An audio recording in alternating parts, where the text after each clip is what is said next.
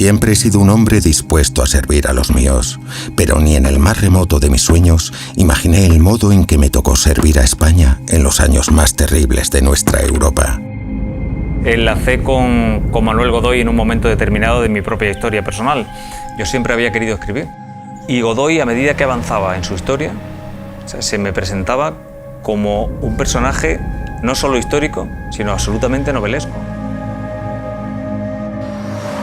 Nunca pedí ser ascendido ni condecorado, y pese a ello fui nombrado duque de la Alcudia, grande de España, consejero de Estado, primer secretario, capitán de los ejércitos y príncipe de la paz.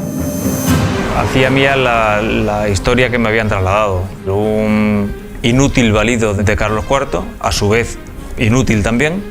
Le llamaban el choricero, de manera no solo despectiva, sino también achacándole un matiz, pues eso, de cierto analfabetismo, de desconocimiento.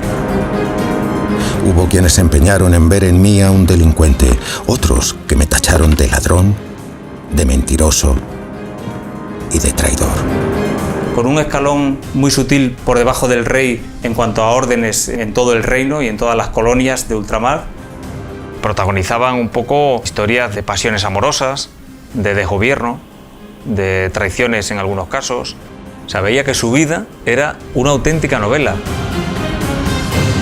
Escribo estas líneas con la esperanza de que, en un futuro, la historia sepa ver quién fui en realidad, pues mi vida entera ha sido calumniada.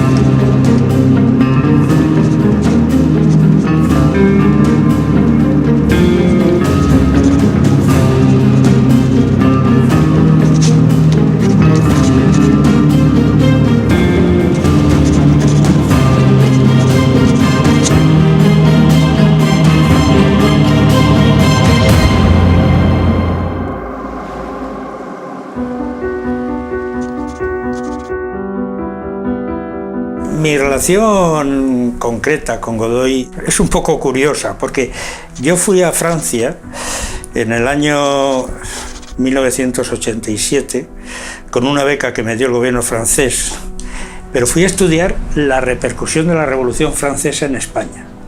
Exactamente no pretendía estudiar a Godoy, sino más bien la época y las relaciones entre España y Francia en la época de la Revolución.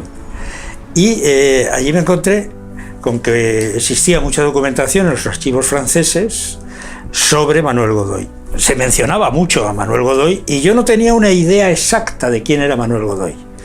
En ese momento pues me tuve que poner a estudiar quién era Manuel Godoy.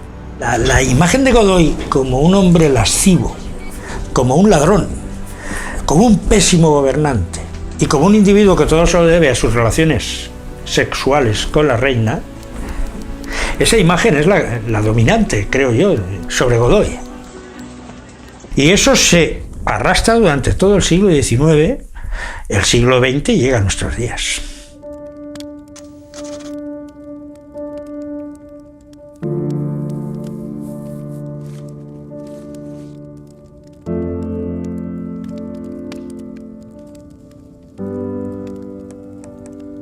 Nací en Badajoz, capital de Extremadura, el 12 de mayo de 1767, y no del 64, como han dicho de mí los biógrafos.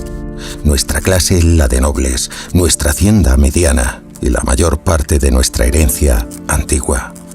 Mis enemigos nos tacharon de pobres por subrayar sus títulos y la grandeza de sus rentas, pero nuestros mayores nos transmitieron en honor y en títulos de gloria mucho más que en riquezas. Pobres fuimos, si por pobreza puede entenderse una medianía de fortuna.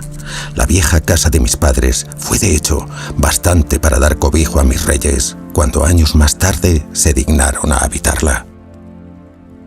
Bueno, eran hidalgos, es decir, eran humildes hidalgos de provincias. Dice el propio Godoy en sus memorias que mi familia tenía una medianía de fortuna, es decir, bueno, no eran ricos, pero vivían cómodamente en una ciudad de provincias como podía ser Badajoz, muy alejados de la corte en Madrid y de la aristocracia en el resto de España.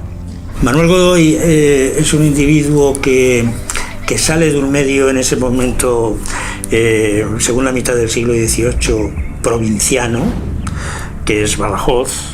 Es una pequeña ciudad, según un viajero inglés que la visitó en aquella época decía que era una ciudad muy sucia, por sus calles iban los cerdos, estaba llena de inmundicia, etc.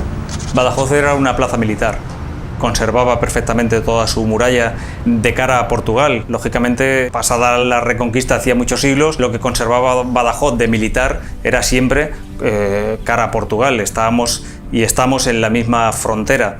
La gran suerte de Godoy es que consigue pasar de Badajoz a Madrid, y se va a Madrid precisamente a entrar en el cuerpo de guardias de corps, que era el cuerpo que se encargaba de la seguridad y de la protección de la familia real. Claro, ser guardia de corps era una cosa muy interesante en el antiguo régimen, porque eso suponía proximidad a la familia real. La Guardia del Corps era el cuerpo más cercano al rey, cuerpo militar más cercano al rey, y estaba formado por miembros de las familias nobles, no necesariamente tituladas. Pero si se carecía de nobleza no se podía entrar.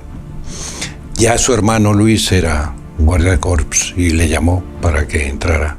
Hay una carta de Luis, no de Manuel, sino de Luis a sus padres, donde cuenta que Manuel ha tenido una caída del caballo y tal, y que posteriormente a la caída y gracias a su reacción y a su dominio del caballo, etcétera, los reyes, bueno, por entonces príncipes, los príncipes de Asturias se han interesado por él.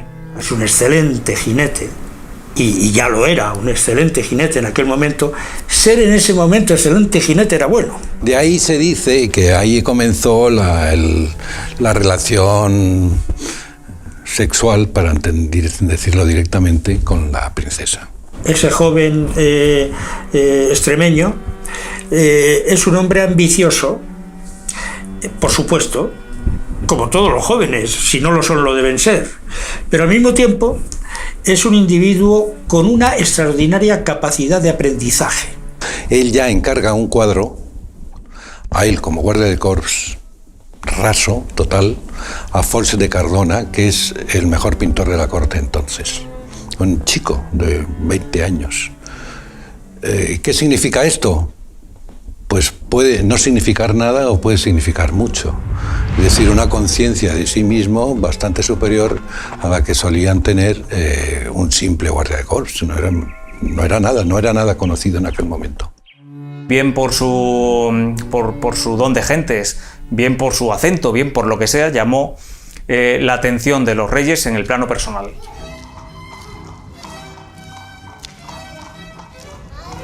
Bueno, hay que tener en cuenta que los Borbones, por ser una dinastía extranjera, tienen muchos reparos a la hora de a quién van a favorecer como amigos.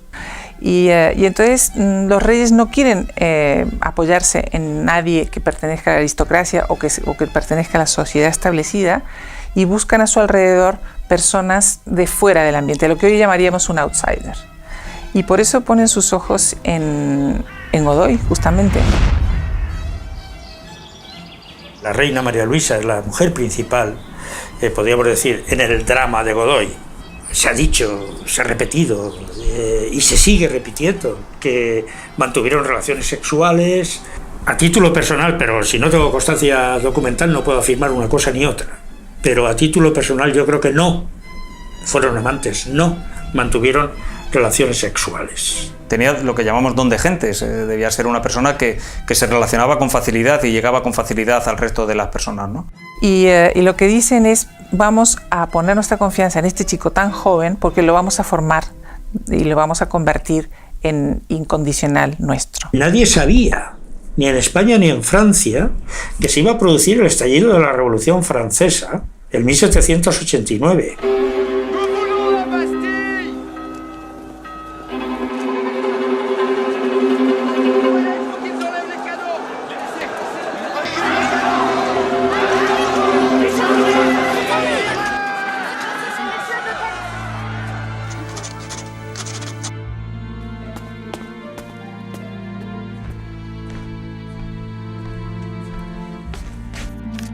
C'est une question qui est beaucoup travaillée aujourd'hui par les universitaires, aussi bien en Italie, en Hollande, en Espagne. Parce que toute la question, c'est d'une part l'attitude qu'ont eu les différentes puissances européennes face à la Révolution. En Espagne, on va commencer à bloquer les frontières pour empêcher, par exemple, que la propagande française entre en Espagne. Lo que sucedió en Francia fue un mazazo, fue un relámpago terrible que obnubiló a todo el mundo y no se sabía qué hacer. Atemorizado por lo que está pasando en Francia y sintiendo su cabeza en la guillotina, ve que no hay ninguna solución práctica en ninguna de las dos facciones de gobierno en la corte, y él opta por alguien más joven y que él entiende que puede plantar cara a los franceses en el sentido de parar la entrada aquí de la Revolución Francesa y por lo tanto conservar la corona para los Borbones en España.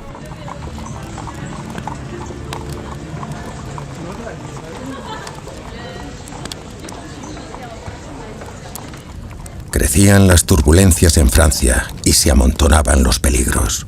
Por ello, los reyes concibieron la idea de procurarse un hombre fiel y hacerse en él un amigo incorruptible, uno que velase por su reino de una manera firme. Aranda y Floridablanca le causaron espanto al rey y a mí me habían oído discurrir alguna vez. Juzgaron favorablemente mi lealtad y creyeron que yo entendía los debates de aquel tiempo. Fue precisamente en esos tiempos de peligro, cuando no había bienes sino males, terrores y volcanes reventando, cuando me vi puesto al timón del Estado. Carlos IV recurre a un chaval de 24 años, un chaval que no había pasado por la universidad ni por las academias militares, un chaval aparentemente anodino. Solo había dos caminos. Un camino era la nobleza y otro camino eran los estudios de universidad, es decir, los golillas o los nobles, Floridablanca o Aranda. Y él no era ni de Floridablanca ni de Aranda. Podríamos decir que Godoy carecía de todas las prendas necesarias para ocupar la Secretaría de Estado. Lo que hace Carlos IV fácilmente es inmediatamente subirlo a la más alta nobleza. Y es cuando le hace duque de la Alcudia. Duque de la Alcudia con grandeza de España y con propiedades. ¿Cómo se explica esto? Esto es difícil de explicar. Esto ha sido y sigue siendo un debate entre los historiadores. ¿Cómo es que este individuo que no tiene las condiciones adecuadas llega a tan alto puesto? Joven, pero como él dice, William Pitt ya tenía 23 años cuando fue primer ministro y Napoleón también poco tiempo después, a esa misma edad, ya se hizo prácticamente con el poder, ¿no? Godoy impulsó bastante las letras y las artes. Godoy imprimió un ambiente de cierta libertad a pesar de que existiera la Inquisición en la prensa. Tiene una política social muy interesante en cuanto a la educación, difusión de la educación en las primeras letras, creación de escuelas de sordomudos.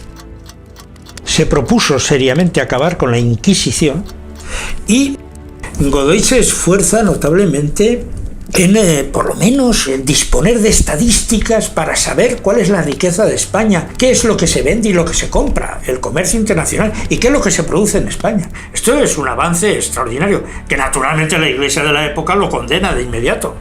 Bueno, hizo muchas cosas porque estuvo bastante tiempo en el poder, ¿no? Pero quizá las más sorprendentes, las que menos encajan con el concepto del Godoy analfabeto que hemos tenido durante mucho tiempo, las que peor encajan con eso son las que tienen que ver con los avances tecnológicos y con los avances científicos, ¿no? Godoy intentó que toda la sociedad española tuviese pues eso, un poco más de cultura, un poco más de formación y que todo eso se fuese impregnando para tirar un poco del país, ¿no? Et je pense que Godoy a été la victime de toute cette construction catholique, anti-philosophique, anti-lumière, qui a fait de lui, je dirais, un personnage considéré en quelque sorte comme une sorte de fou illuminé, etc. Et on oublie toutes les réformes qu'il a faites. Manuel Godoy se casó por pura conveniencia. Manuel Godoy se casó con una pariente del rey, de Carlos IV, a sugerencia del propio rey, porque quería emparentarlo con su familia.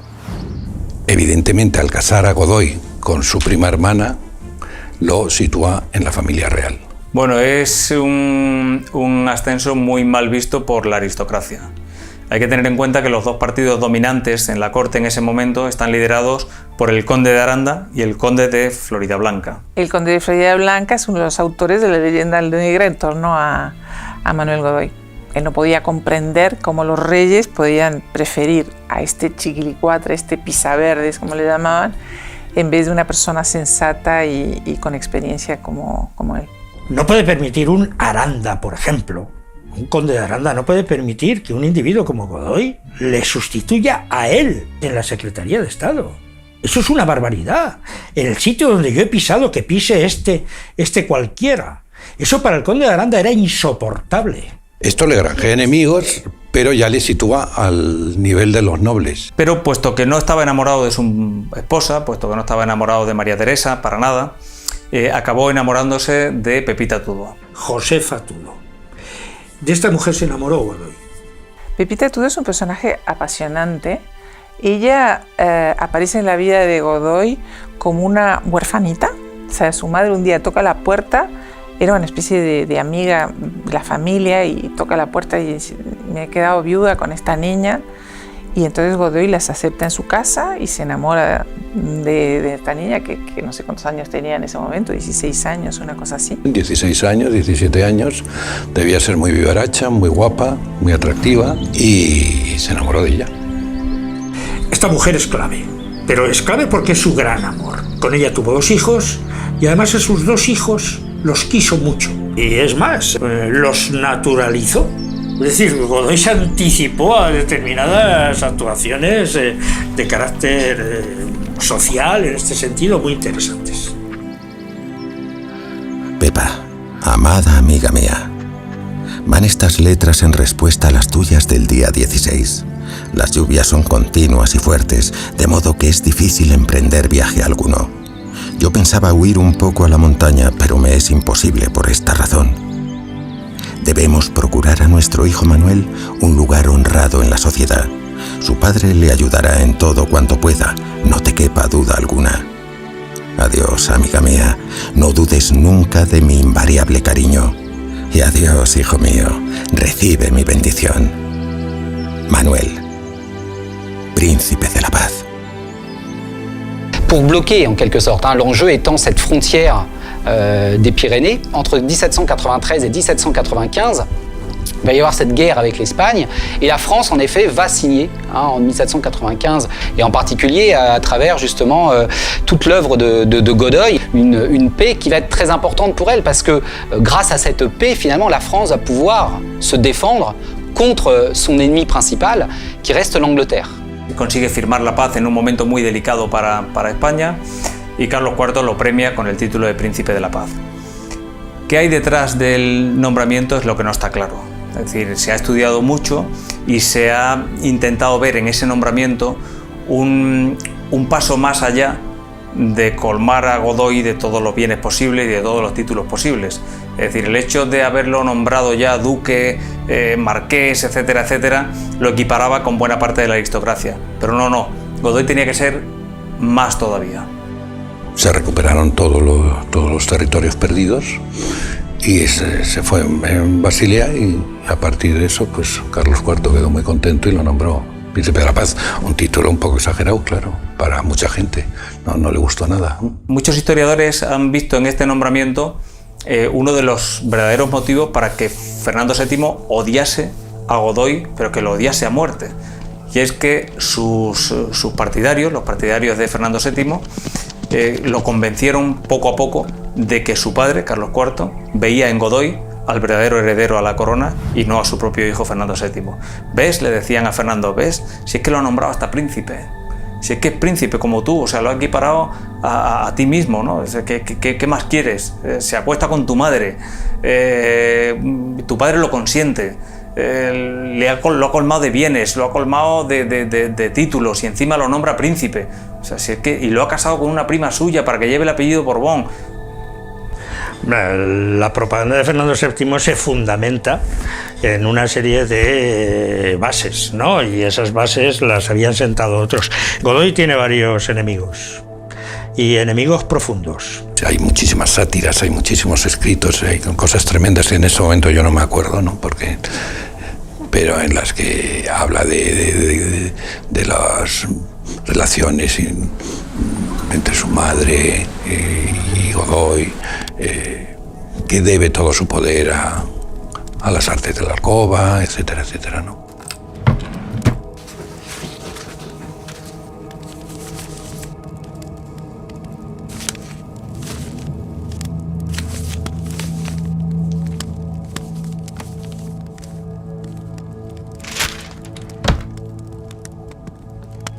No fueron años fáciles.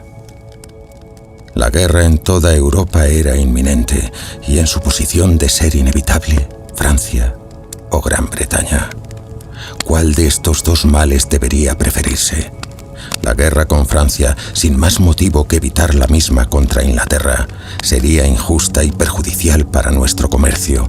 Por ello, todos los miembros del Consejo opinaron a una voz la guerra con Gran Bretaña.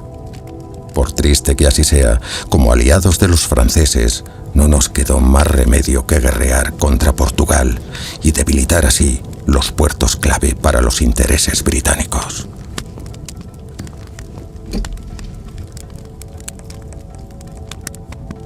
Las grandes potencias en aquel momento con las que había que intentar conllevar la situación eran Inglaterra y Francia.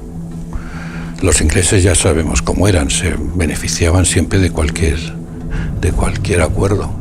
Cualquier acuerdo con los ingleses no era bien visto en España, pero en aquel momento había que aprobar un acuerdo por uno o por otro.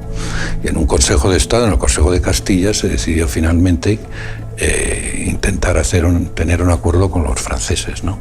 Et c'est vrai qu'à ce moment-là, finalement, dans la propagande française, on retrouve l'idée que l'Espagne et la France sont redevenues en quelque sorte des alliés, telles qu'elles avaient été depuis Louis XIV, à travers tout un ensemble d'alliances familiales, etc., d'alliés en quelque sorte contre les puissances atlantiques. Pensó que un medio idóneo de debilitar a Inglaterra sería hacer la guerra por Portugal, porque Portugal era aliada de Inglaterra y además Portugal era fundamental en las bases navales, como los puertos de Portugal, eran bases navales de la flota británica. Pretende Napoleón darle un escarmiento a Portugal y para eso moviliza parte de sus tropas. Le pide a España que también aporte tropas auxiliares para conjuntamente darle un escarmiento a Portugal y exigirle que los puertos dejen de prestar servicio a Inglaterra. El generalísimo de esas tropas aliadas, hispano-francesas, es nombrado Godoy, generalísimo de esas tropas. Y Godoy, antes de que estuvieran en disposición las tropas francesas de atacar Portugal, inició él el ataque. Con el enfado de Napoleón, porque él no quería esa actuación fulminante de Godoy. Lo que pasa es que no pudo hacer nada porque uno de los firmantes era el embajador en España de Francia, que era el propio hermano de Napoleón Bonaparte, Luciano Bonaparte. Y efectivamente, sin gran dificultad, consiguieron tomar varias plazas en Portugal. Todo el territorio al este del Guadiana pasaba de nuevo a territorio español, incluyendo Olivenza y algunas poblaciones menores de alrededor, ¿no?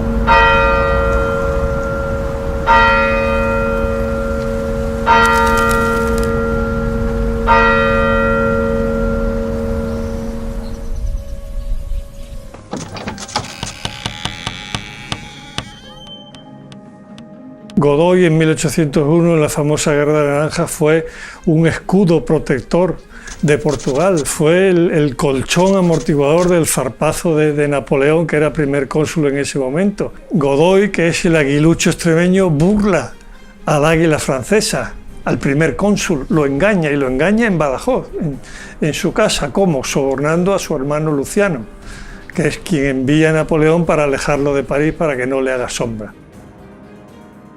Es muy llamativo que la nacionalidad española de Olivenza, que se la debemos a Godoy, no exista ningún centro escolar, ninguna calle, ninguna avenida, por supuesto ninguna estatua ni ningún reconocimiento público a ese personaje al cual debe Olivenza ser lo que es.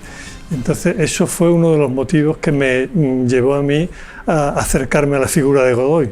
Una edición impresa en la tipografía de Lisboa, edición en portugués del Tratado de Paz de 1801.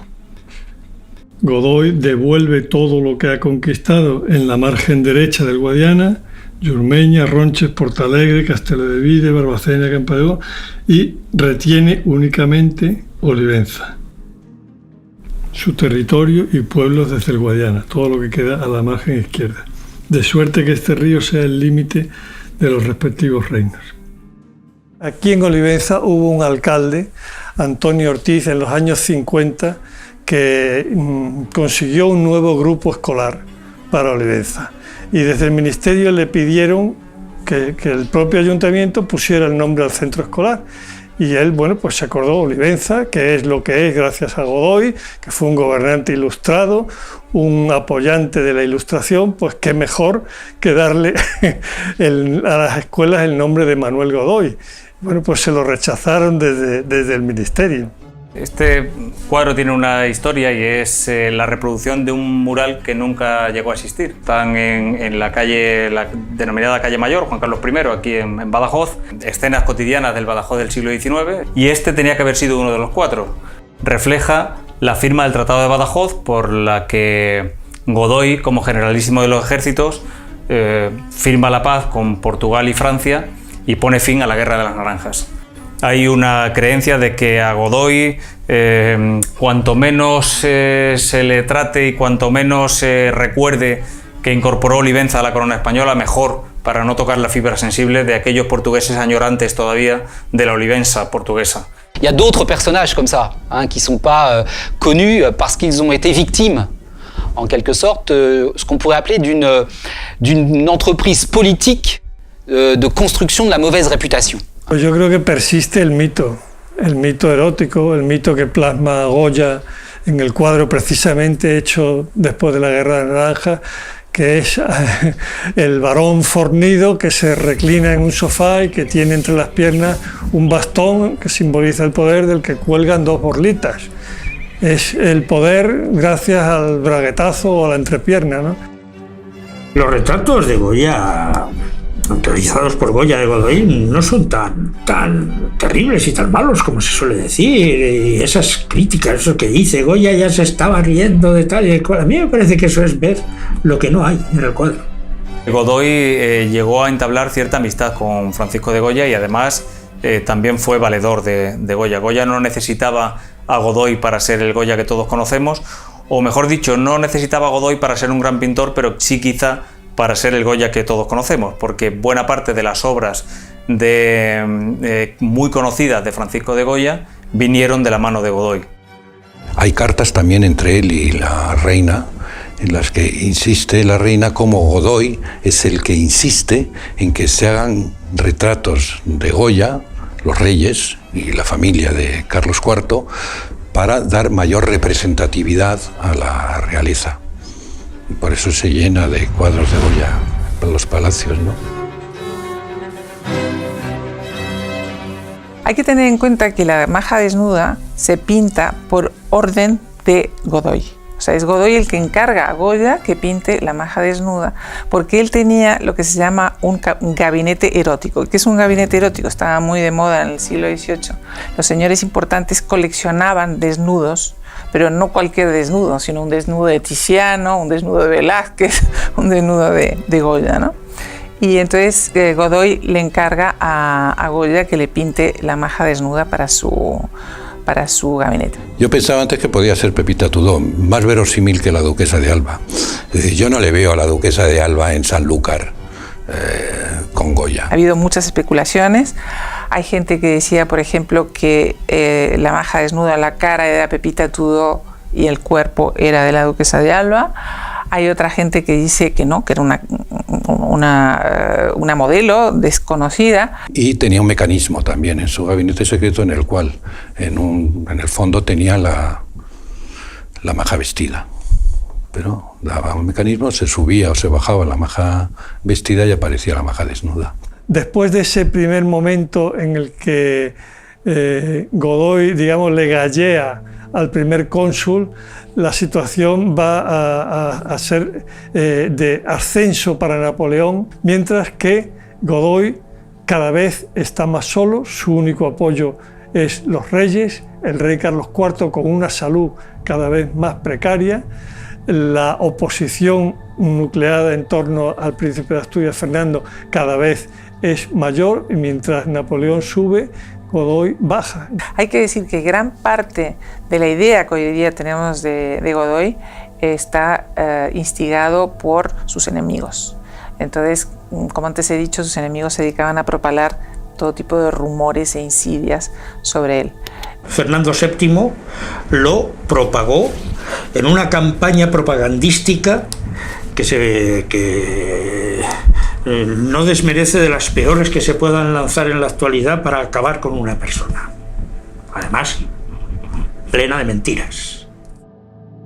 Es una historia larga, porque ya desde hacía tiempo Fernando VII era el adalid que estimulaba la publicación de sátiras, de escritos, atacando a Godoy, pero no atacaba a Godoy, atacaba a su padre y atacaba a su madre. Decía, a su padre le acusaba de cornudo y a su madre de prostituta, de puta.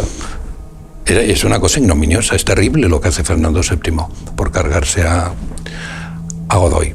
Pero eso es lo que pensamos nosotros, que es por cargarse a Godoy. No, es por cargarse a su padre.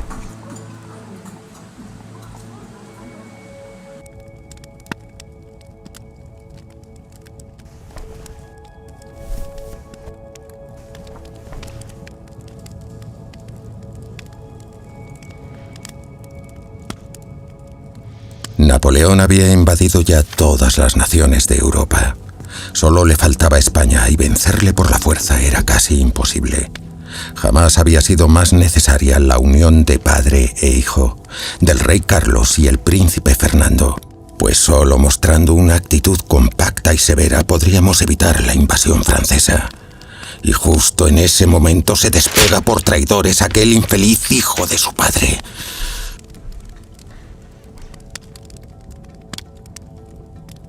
¿Cómo pudo caber en la cabeza de Fernando pensar que la suerte de España sería más ventajosa conjurándose contra su propio padre? Es decir, ¿por qué Napoleón se da cuenta de la debilidad no solo económica sino política de España? Pues se da cuenta porque el partido fernandino le pone en bandeja a Napoleón la traición a Carlos IV. Es decir, el propio Fernando VII se acerca a Napoleón diciéndole que él está dispuesto a cualquier cosa. L'Espagne est un allié, puis tout d'un coup l'Espagne devient un adversaire. N'oublions pas, à partir de 1808-1809, Napoléon veut envahir l'Espagne.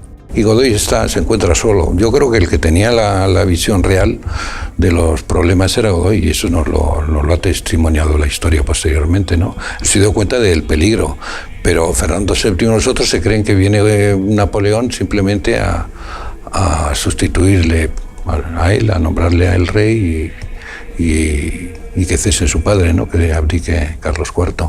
Cet empire est de vouloir, en quelque sorte, ce qui l'intéresse avec l'Espagne, c'est le contrôle de la Méditerranée. On le voit très bien avec cette tentative qu'il mène avec l'Égypte, dès 1798, et il y a cette obsession méditerranéenne de vouloir contrôler cette mer Méditerranée, et donc de vouloir envahir l'Espagne contre l'avis d'un certain nombre de ses conseillers.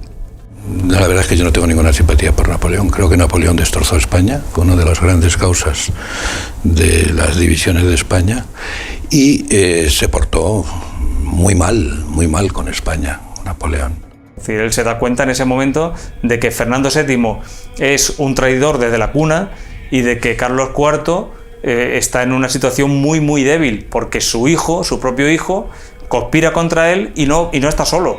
Tiene a la aristocracia más antigua de España contra Carlos IV, contra el rey, y aparte de la Iglesia también, es decir, que le pone en bandeja a Napoleón la invasión de España, ¿no?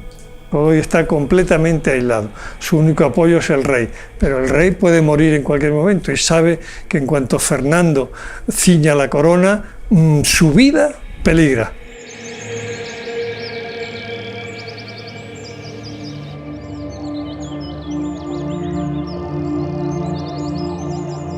La conspiración del Escorial es una auténtica conspiración urdida por el príncipe de Asturias, el futuro Fernando VII, en connivencia con la alta aristocracia y con el clero. La conspiración del Escorial pretende convencer al rey Carlos IV de que prescinda de Godoy y la abdicación de Carlos IV en su hijo Fernando VII. Fue descubierta. Se le encontraron al príncipe de Asturias los papeles donde estaban todos los planes, incluso la cifra secreta, las claves, etcétera, que habían utilizado para comunicarse entre ellos y tal, y en consecuencia ahí todo se encontró, se descubrió. Y sin embargo, por mediación de Godoy y de la reina, perdonan a Fernando VII. Quizá si en ese momento a Fernando VII se le abre un proceso serio, se le aparta definitivamente de la corona y se le encarcela, pues Napoleón no habría entrado en España.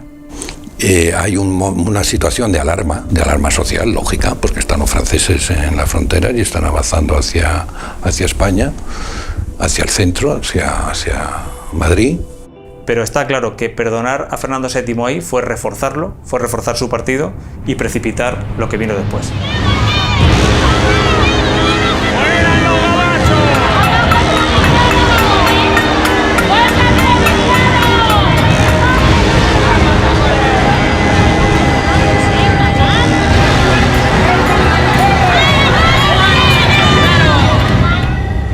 Bueno, el motín de Aranjuez fue un golpe de Estado en toda regla que tenía que dar el partido fernandino contra Carlos IV. Es el príncipe de Asturias de nuevo, el núcleo, el centro, la referencia clave del motín de Aranjuez. Es la nobleza la que organiza el motín de Aranjuez. Entonces, ¿cuál fue el primer paso? ¿Cuál fue el atacar el Congreso, por llamarlo de alguna forma? Pues atacar la casa de Godoy e ir a por él. Que utilizan al pueblo. El pueblo tiene nada que ver. El pueblo actúa como mera comparsa porque esto lo dirige, pero el pueblo no es actor principal. Son estos los que organizan, y sobre todo el príncipe de Asturias.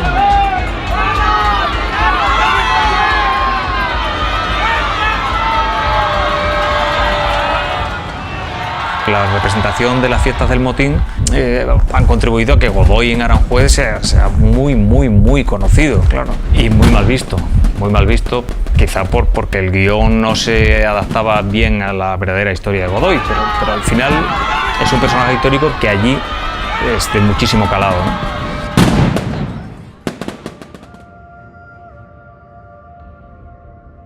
En el año 82 nos llaman a la compañía que formábamos entonces para dirigir una cosa en Aranjuez, sobre el motín de Aranjuez. No teníamos más referencia entonces que los episodios de Galdós. Entonces con los episodios de Galdós armamos una estructura y ahí fue. Vamos contra el traidor, ¿no? Ellos quieren ver que el pueblo de Aranjuez ha sido capaz de rebelarse. La figura de Godoy quizás se la damos nosotros. Pero evidentemente para ellos es el resultado de un señor que el pueblo se levantó para quitárselo de en medio, ¿no? Por tanto es el malo. He querido imaginar a ese Godoy todopoderoso, al generalísimo de los ejércitos, al duque de Sueca, duque de Alcudia, príncipe de la paz, intentando ocultarse en un desván de su casa, muerto de sed, con calambres en las piernas, pensando ¿por qué no vienen a recogerlo sus amigos? Y si no vienen a recogerlo sus amigos es porque ya no los tiene.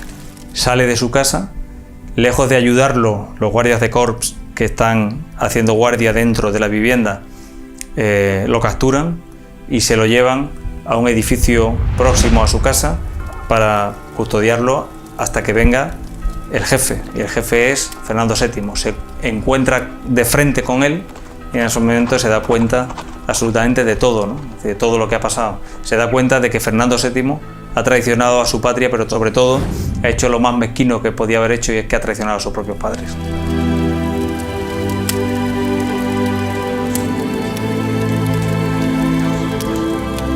Apresado, llegué a Bayona, donde también había arrastrado Napoleón a mi rey Carlos IV y a su hijo Fernando. Salí de la oscura celda para ver el sol que bañaba aquel campo extranjero y me encontré por primera vez de frente con Napoleón Bonaparte. De nuestro encuentro pude hallar una sola cosa cierta: Bonaparte no daría su favor a Fernando tal y como éste pensaba, ni tampoco a su padre. A Carlos IV, desposeído y humillado, le forzó a abdicar, y a Fernando, engañado, le hizo renunciar al trono por la fuerza. Cuanto pasó en Bayona raya lo increíble, y la corona de España pasó a los Bonaparte. Fue después de la Guerra de la Independencia cuando a Manuel Godoy se le achaca, y se lo achaca Fernando VII, quien si no, es decir, quien había traicionado a su padre y a la patria, tiene que buscar un culpable para no ser él. Y lógicamente busca a Manuel Godoy, que era el todopoderoso justo antes de la Guerra de la Independencia. Entonces a Godoy se le achaca la traición suma a la patria, los desastres económicos y absolutamente todo, ¿no? Al día siguiente del motín de Aranjuez, la primera orden de Fernando VII es el embargo de todos sus bienes y el desposeimiento de todos sus títulos, todo, absolutamente todo. Bueno, la mitad de la vida la pasó en España y casi exactamente la otra mitad la pasó en exilio. O sea que el tiempo del exilio en Godoy es un tiempo importantísimo. Toda la corte española en el exilio se mueve entre las proximidades de París y luego hacia Marsella, hacia el sur, pasando por varios sitios y finalmente hacia Italia. Cuando ven que en Francia no encuentran el acomodo que quieren, se van a Roma. Después de la muerte de los reyes, que fue en 1819, en enero de 1819, Godoy prosiguió, siguió en Roma, pero con él, desde el primer momento, desde 1808, y con los reyes, había ido Pepita Tudó. Y estando en Roma, fallece su primera esposa, María Teresa de Borbón, y entonces contrae matrimonio. Una vez ha fallecido la esposa, contrae matrimonio con Pepita Tudó. Instado por Pepita Tudó, se marchan a París. Y en París ya desde 1829 hasta 1851, cuando muere Godoy, allí transcurrirá su vida. Mucho tiempo. Et pour tous les Européens, même sous la monarchie, même sous la Restauration, Paris, en quelque sorte, reste la capitale des libéraux, de tous ceux qui se réclament des idées libérales, très souvent qui sont victimes de répression dans leur pays. Paris reste la capitale pour tous ces exilés politiques. Se va trasladando dentro de la propia ciudad cada vez hacia viviendas más pequeñas, hacia buhardillas de espacio muy reducido y viviendo muy austeramente para que el poco dinero que le llegaba dárselo a su hijo y especialmente a sus nietos para garantizarles una educación digna. En París se dedica a escribir sus memorias, pero ya digo, su vida es bastante anodina desde el punto de vista de un hombre que ha sido políticamente, ha estado en el primer plano del mundo y que ha sido un hombre muy relevante. Empieza la Guerra de la Independencia, luego viene Fernando VII y entre todos parece como que se conchaban para echarle la culpa de todo a Godoy, cuando Godoy ya ni está en España, ni interviene en la guerra, ni ha tenido absolutamente nada que ver en todos los acontecimientos posteriores. Y eso cala en el pueblo y es el chivo expiatorio. Fernando VII murió antes que Godoy, pero no cejó en la crítica contra Godoy y en potenciar la crítica.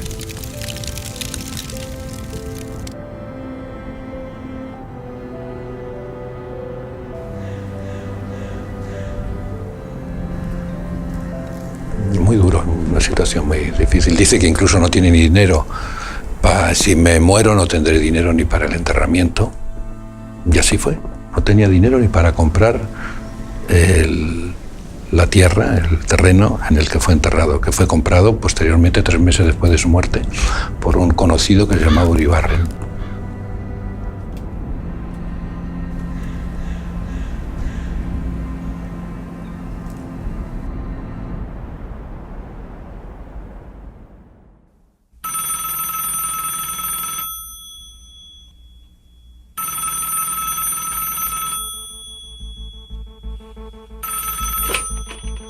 Yo creo que entre todas las anécdotas que me han pasado después de escribir la novela, la más importante para mí hasta ahora fue la llamada que recibí una noche en casa, y es que una señora que decía llamarse Maximiliana Guijarro me dijo que era la viuda del que tenía que haber sido noveno conde de Castillofiel.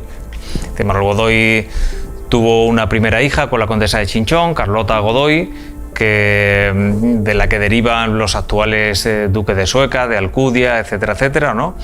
Y después la rama de los hijos que tuvo con Pepita Tudó, con su amante y después esposa.